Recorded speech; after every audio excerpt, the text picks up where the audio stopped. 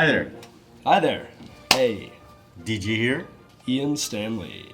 What's up? We are about to show you my old roommate who I used to live with in a home. A house. A home sounds weird. It wasn't a drug home or anything like that. It's a normal house. And he has had a massive shift in his life over the past, say, 10 to 12 months or so. And I don't want to ruin the surprise for you, so I'm going to let him tell the story. And DG and him are just going to have a conversation and show you that you can go from having a normal job, thinking you're going to work in that till you're 65, to connecting with some really high-level people and see what happens in a really short period of time when you do that. So I'm going to let them take it away.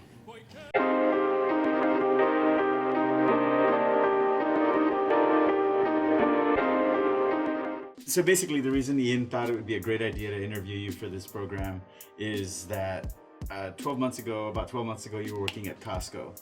And from what I understand, what was your vision of what life was going to be like at that point? So up until that point, I thought, similarly to my old man, which was I was always raised on you work hard, you put into your retirement, you're providing for your family, you're working 40 hours a week till you're 65. And then just over a year ago, something fantastic, probably one of the best things that's ever happened to me in my entire life happened, which was through a series of unusual events, I ended up leaving my position as an operations manager for Costco Wholesale. And up until that point, I didn't know jack shit really about marketing. Never sold anything online, had never written any copy, never shot any real videos that made any money. Nothing, right?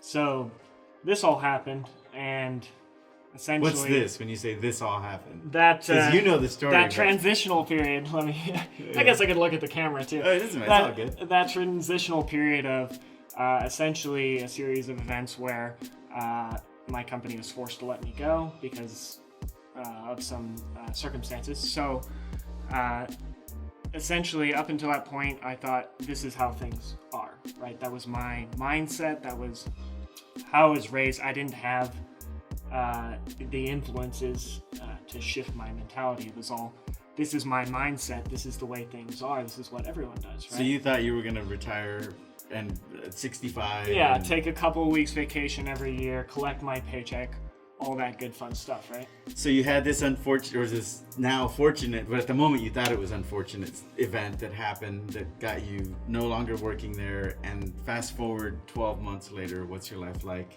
And where do mentors fit in? Like, fast forward to where the mentor fit in, how it happened, and what's happening now. Sure. So the quick and dirty version, obviously anyone can talk to me to get more details and I can share that with them for sure. But the quick and dirty version is that at the time it was terrifying, right? Because you don't know how you're gonna feed yourself, you don't know how you're gonna pay rent, you don't know how you're gonna pay your bills or what you're gonna do. And the reality is everyone struggles with those fears. At 3 a.m. when you're looking up in the ceiling, you can't fall asleep because your mind's going a mile a minute. And now, 12-ish months later, and through a series of fantastic relationships that developed, partly because of Ian, David here, and a bunch of others, my mindset is 100% different. I can't even convey to you how vastly different I am as a person, but also how I perceive things. Just seeing everything as an opportunity and not being afraid of the unknown, of things that a normal person would find terrifying. Now, I'm trying every single day to embrace those terrifying things and convert them into opportunities. So, phenomenal story. And there's one piece that I know about that Ian told me about that you haven't shared, and that's there are a lot of people that could have ended up in a roommate situation and still been that ended up being that deadbeat roommate. Yeah. What was the difference that you did that made it to where, like, that we can fold in the mentor part of this story? Yeah, for sure. So a little over a year ago, maybe 14, 15 months ago, Ian Stanley moved from California to Austin, Texas, and I had the good fortune of being his roommate, which is kind of how this journey started. Surprisingly through Craigslist, which everybody has that negative connotation in their mind, right? Craigslist is just full of serial murderers and shit, right?